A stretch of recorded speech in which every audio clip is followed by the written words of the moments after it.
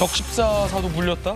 TMF 사태 일파만파 33억 원이 물렸다고요? 어떻게 된 일일까요? 33억 물린 적십자사 해피머니 상품권. 현재 온라인, 오프라인 사용이 정지돼 있는데 대한적십자사에서 헌혈했을 때의 기념품으로 주기 위해서 33억 원치를 구매해 놨다는 겁니다. 이러면 이 피해가 적십자사에게도 이어지는 거죠. 종이 조각이 된 거잖아요. 보상 관련 내용 증명 송부, 법적 조치를 검토 중인 상황입니다. 그러면 이 해피머니는 티몬과 무슨 관계일까? 티몬이 해피머니를 통해서 자금 조달한 것 아니냐라는 의혹도 현재 제기됐는데 지난 5월에서 7월 해피머니 상품권이 티몬에서 10% 할인가로 판매되기 시작합니다. 10,000원짜리를 9,000원에 살 수 있는 거예요. 대박 횡재죠. 약 3,000억 규모로 판매가 발행된 거예요. 상품 교환 전문 업체 관계자, 단기 유동성이 필요한 티몬이 해피머니를 통해 자금을 무분별하게 조달하려 했다라고 의혹을 제기했고요. 해피머니는 우리도 피해자다라고 얘기하고 나섰습니다. 결국 티몬 사태가 해피머니 상품권은 종이장, 적십자사까지 피해가 이어진 겁니다. 물고 물리는 피해가 이어진 거예요, 전윤기 의원. 심각합니다. 해피머니 같은 경우에는 소비자들이 조금 더 싸게 구매하기 위해서 구매하는 경우도 허다하거든요. 그렇기 때문에 지금 적게는 몇만 원에서 많게는 수백, 수천만 원까지 피해자들도 발생을 한 상태고요. 그분들이 이것을 어떻게 보상받아야 될지 하는 모임의 톡방도 개설된 걸로 알고 있습니다. 그러다 보니 적십자사에서 배부해주던 이렇게 헌혈을 대가로 해주던 이런 바우처 상품권 같은 경우에도 자연스럽게 이 피해 금액의 상당 부분을 차지할 수밖에 없는 상황이 된 것입니다. 해피머니 같은 경우는 김주영 의원님, 네.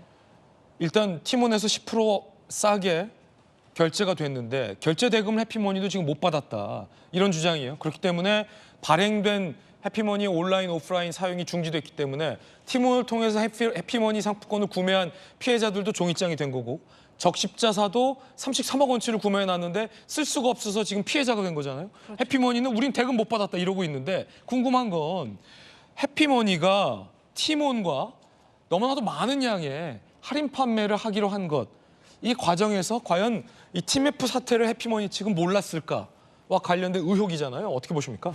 그래서 정말 몰랐을까라는 이제 의혹도 있는 것인데 어찌 됐거나 지금 소비자도 그렇고 중간에 적십자사처럼 이렇게 수십억 원치 구입했던 곳도 지금 심각한 문제가 발생을 한 거잖아요. 그리고 이제 그 해피머니를 구입을 해서 10%, 뭐 5% 할인해서 알뜰하게 구입해서 사용을 했던 소비자들이 이제 가장 큰 피해자가 되고 있는 그런 형국인데, 그래서 전체적으로 어제 이제 뭐 전격 압수수색도 이루어지고 이렇게 했습니다만은 민생을 위해서 빨리빨리 서둘러야 될 문제죠, 이런 것들은. 근데 진짜 이 커머스가 맞느냐, 이제 이런 문제까지 나오고 있는 거예요. 이 그 Q10이 실제로 그냥 말만 이 커머스지 이거 돈놀이 한 거 아니냐. 실제로 자기네 뭐 다른 기업 투자해가면서 남의 돈 갖다가 그 판매처나 소비자에게 돌려줘야 될 정상금을 본인들 기업 투자하는 데 쓰고 돈놀이 한 거 아니냐. 돌려막기 한 거 아니냐. 그렇죠. 그러니까 이런 문제까지 나오고 있는 거라서 이제 그러면은 뭐 횡령, 사기 다 해당이 되는 거 아닙니까? 그래서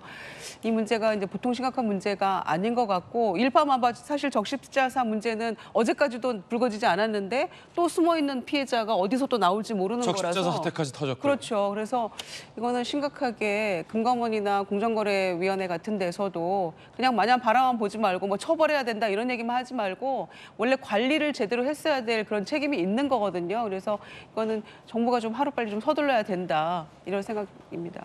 피해자들 입장에서는요. 정말로 피 같은 피해자의 구매 대금을 자기들 마음대로 썼다면 그래서 그 피해를 고스란히 소비자들이 겪고 있는 것이 TMF 사태의 본질이다라고 생각하시는 분들이 굉장히 많거든요. 이 부분 강제 수사를 통해서 분명히 규명해내야 할 부분입니다. 그 가운데 구영배 대표가 나를 믿고 따라달라라고 호소하고 있지만 임직원들의 사퇴가 이어지고 있다고 합니다. 퇴사겠죠. 그제 구영배 Q10 대표 주재에 임직원 화상회의가 진행됐는데 그것도 왜 화상회의를 했는지도 의문입니다. 구영배 대표 나를 믿고 따라달라. 하지만 구체적 계획, 자금 조달 등은 언급이 없었습니다. 화상회의 참석한 직원 A씨, X소리도 정도껏 해야 하지 않냐. 반발, 임직원 일부 회의 직후 사직서를 제출하는 퇴사 러시가 이어지고 있다고 합니다. 글쎄요. 우리 국민들이 Q10 임직원들이 얼마나 퇴사를 했는지는 그렇게 큰 중요한 사안은 아닌 것 같습니다. 구 대표가 정말로 이 사태를 책임지고 변제해 줄 만한 준비가 되어 있는지, 능력이 있는지 이 부분이 가장 중요할 것 아닐까요? 임직원들 몇 명 퇴사하든 그것이 무슨 중요한 문제겠습니까?